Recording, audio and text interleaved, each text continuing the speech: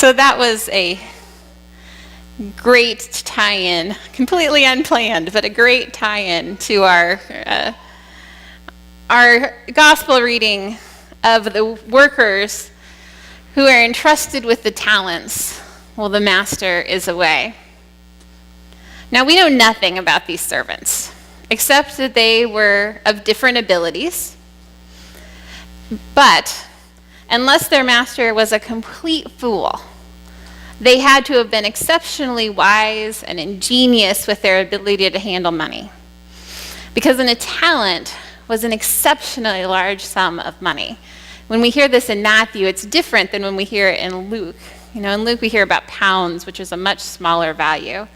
In Matthew, we hear about talents, and everybody defines it a little bit differently, but it's roughly 20 years' wages of an average worker. So, and it might have been more than that. So it's true that the first servant did have significantly more money than the third servant, and that the third servant still had more of an investment opportunity than most of us would ever even think about, would ever consider. In my thinking, if most people work 40 to 50 years of their adult life and save up for retirement during that time, the amount of money given to the third servant was probably at least a little bit more than what most people have in their life savings when they retire. That's a lot of money. And that wasn't money that he saved up his entire life. This was just extra money that the master gave him and said, do something with this. So I'm guessing the master thought that even that one who only got one talent, still did pretty good with such things. So as we let that sink in for a moment, that very, very large sum of money, especially the one who was given 5 talents, there's obviously a very few people in the world who run into situations like that, but they are exceedingly rare. And it would be a daunting and formidable task, to say the least, to suddenly be handed over these barrels, or however they kept them, of gold coins. You know, back then you didn't get an electronic statement in your email. Somebody gave you a talent full of gold coins, you had gold coins that you had to do something with.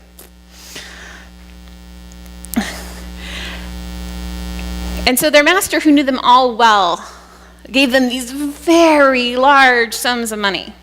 And the difference between the 3 saves is that the third one seemed to be completely overwhelmed by the idea. And he buried it instead of investing it. That was a safe thing to do. It was very, very common back then to bury your treasure. But that was quite a bit of work even in its own right. Finding a place to bury that much money and then getting it in the ground without drawing attention to people who would decide that they needed to dig it up was a feat all by itself. It actually says quite a bit about the ingenuity of that third servant that he managed to get that done, because that was a large amount of money. But that same person who kept it buried and kept it safe couldn't see how exceptionally clever he was, or how much the master trusted him, or what could be gained by taking that risk of investing that money. The master saw it, but he didn't. And he also didn't see that the master wanted the money put to use. We don't have an example in this parable of an investment failure. I wish we did, but we don't. But from the reaction of the master, saying that he should have at least invested it with the bankers to get the interest, and saying that the servant is lazy, we might infer that the master wanted the money put to use regardless of the outcome. The master trusted his servant. So regardless of the outcome, he wanted that money put to use. After all, the master probably wouldn't have entrusted it to him if he couldn't make something out of it. So his wrongdoing was becoming paralyzed by the chance that he would fail. And he didn't do anything. He didn't invest anything. And I wonder how many times in our life we do the same thing. It's certainly easier to do all the work of keeping our talents hidden away, just like the guy went to all the work to get that money buried, than it is to share them. And by talents, I mean both the English version of talents, those things that we're gifted at and we're good at, whether it's music or entrepreneurship or computers or whatever it is, and the Greek meaning of talents, the treasure, the money. We often do this in the name of prudence and planning for the future, and in and of itself, that is not a bad thing to do. But when we take it too far, either in the congregation or our personal lives, we end up doing the equivalent of burying our treasure. Probably most of us can think of a time when we could have put more of ourselves into something, whether it was a form of money or time or skills or relationships. We could have done more, and then we regretted it later. Happens at school and business and parenting, life of faith. Just happens in living, really. It's part of being human. But when we miss out on not investing ourselves in some things, we feel separated. We feel out of touch with that thing that we could have invested ourselves in, which is in some very small way that same feeling that's described when the third servant is put out into the outer darkness. It's that being separated because of not investing, not becoming part of what was going on. So to bring that down from a theoretical level to a practical one, what would it take? And this question isn't for everybody, so I have two questions. If you hear this one and you're like, what? Then the next one will make sense. So, what would it take for you to overcome your fear of investing in your faith, in your congregation? And invest in all ways, with your time, with your money, with your skills. What would it take for you to really move into that? And now the other question for all of you that is like, I do that. What are you talking about? And yes, lots of people here do that. And I'm not denying that at all. Lots of people here do that. So the other question is, what would it take for you to help other people be as invested in this congregation as you are? What would it take for you to help other people be as invested in their faith every day as you are? Because getting invested in your faith and making that leap to lean into that as the foundation of your life is a pretty big task. But there's quite a few of us in a congregation like this that we get that. We do that a lot. Some days better than others, but we know what we're working on. We're getting there every day. But we can get complacent even in that and not helping somebody else to move into that same place. It gives us a new challenge to do that. So what would it take? Either to become invested yourself with all of the amazing gifts that God has given you, or to take it one step further and to help somebody else get invested. And that's not a question I can answer for you. It's one of those things we have to wrestle with ourselves and wrestle with God about. But it's something that's worth asking. It's something that's worth praying about. Because when we don't jump in and invest these amazing gifts, these gifts that are bigger than anything we could imagine, and these gifts that may seem small to us, This wasn't the case with the talents, but the gifts that may seem small to us, but when God takes them, they're bigger than we can imagine. And they turn into those talents. It's one of those things to wrestle about.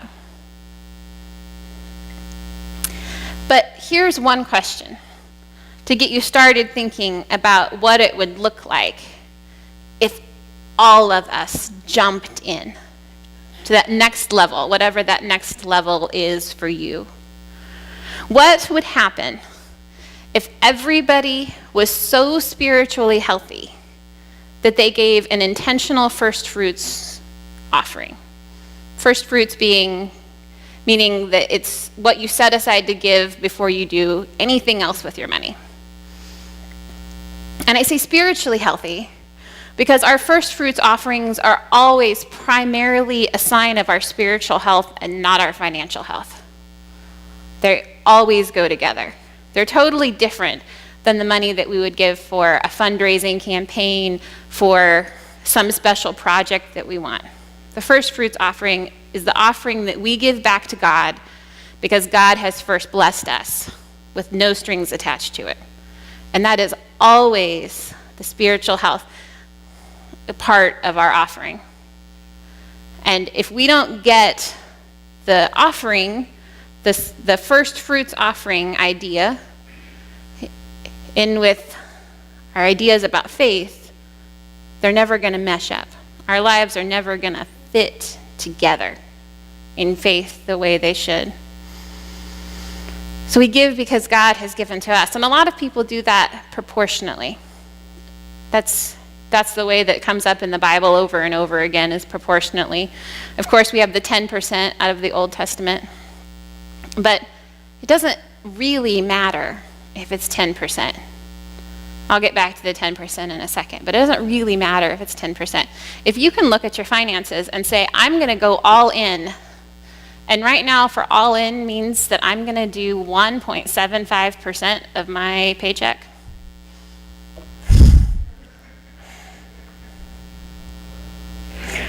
Yeah. I really doubt that's true for you, Charlie. Everybody knows I'm just giving him a hard time, right? Okay, I'm not actually picking on him. So, if that means 1.75% of your paycheck, or 0.5%, and that's as much as you can go all in right now, but you do it first,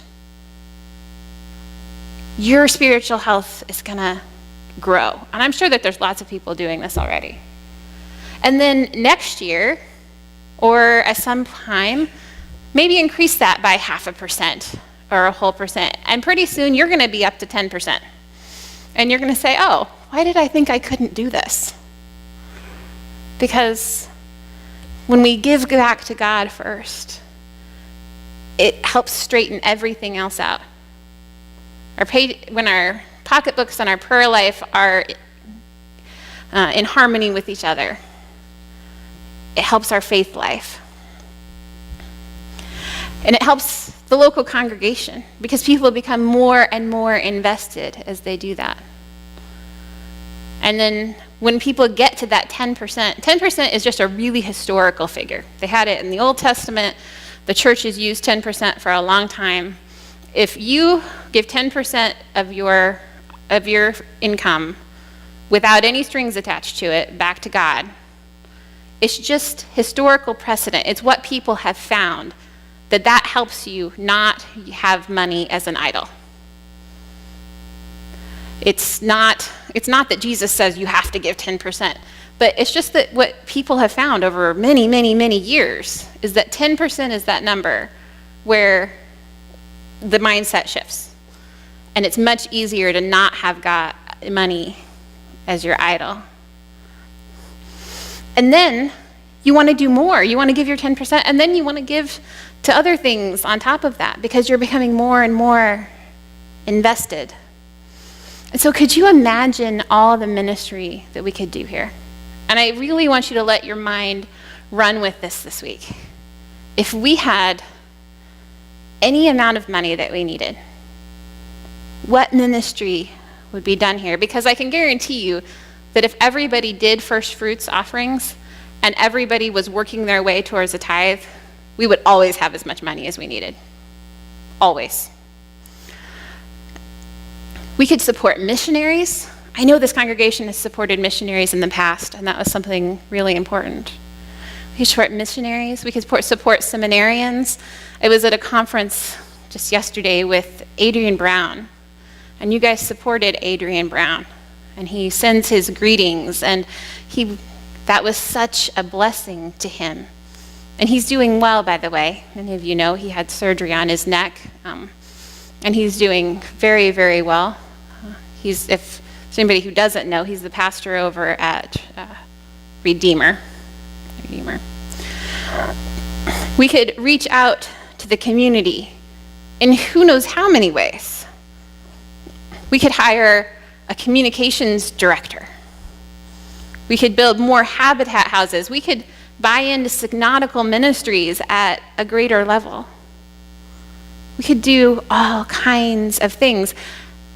We talk about wanting to reach youth and families and young people, and statistics say that we're surrounded by young people. We could hire another pastor to be a missionary to the young people. I mean, I know that's thinking really big, but let your imagination run wild about what would happen if we took our talents, both our skills and our money priorities, and got those all in line with our faith and pulled ourselves back from the idolatry of money and said, we're going to go all in. We're going to invest and do some crazy investing like those people, those first two servants did. What would this church look like? So I'm going to leave you with that this week. What would it look like to really invest, to really go all in and not be scared of what might happen? Because we don't have a God who wants us to take our talents and be like, I don't know if we're going to do good enough with that. God might be angry with me. I don't think that's the way it works. That's not the way it says in our gospel for today. So this week, may you have that courage to invest in the faith God has placed in you. And may you find joy in that. Amen.